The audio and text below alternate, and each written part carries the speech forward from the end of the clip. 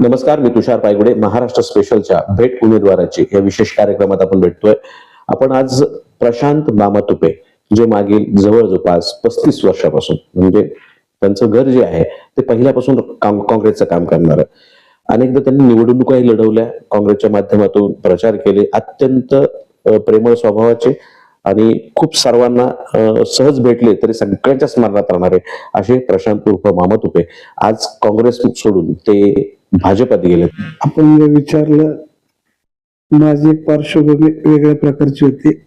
मी सर्वसामान्य कुटुंबातला एक व्यक्ती असून मला नेहमीच समाजकार्याची, लोकांच्या हिताचे काम करण्याची, लोकांच्या गरजांचे कशा पूर्ण होतील आणि कशा प्रकारे त्यांना न्याय मिळेल यासाठीच मी पूर्वीपासूनच काम करतो. माझा वारसा, माझे आजोबा असतील, माझे वडील असतील, माझी पूर्ण फॅमिली असेल, नेहमीच सत्कर्मच्या कामासाठीच आणि नेहमी समाजकार्य हे मला बाळकडून माझ्या लहानपणापासूनच मला मिळालेलं होतं.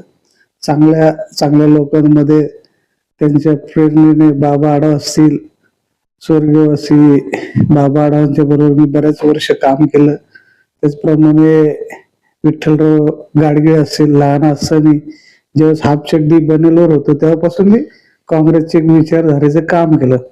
तर सध्याची परिस्थिती, मी त्यानंतर समाजकार्य कंटिन्यू ठेवलं.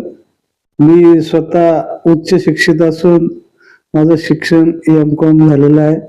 त्यानंतर मी व्यवसायही करतो, पण समाजकारण हे पूर्ण वेळ करत असतो. राजकारण कधीच आयुष्यात मी केलं नाही आणि करणारही नाही इथून पुढच्या काळामध्ये. फक्त एकच होतं, मी पाठीमाग 3 ते 4 वेळा निवडणूक लढवला. लोकांचे हिताचे प्रश्न असतील, लोकांच्या समस्या असतील यासाठीच मी काम करत होतो. मध्ये ठीक आहे, मला काही दिवस अपयश आलं, पण अपयशाला खचून न जाता नेहमी समाजकार्याच्या, लोकांच्या हिताच्या कामासाठी मी झगडत राहिलो.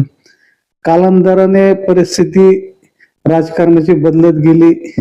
बरेचसे लोक इकडचे तिकडे, तिकडचे इकडे गेले.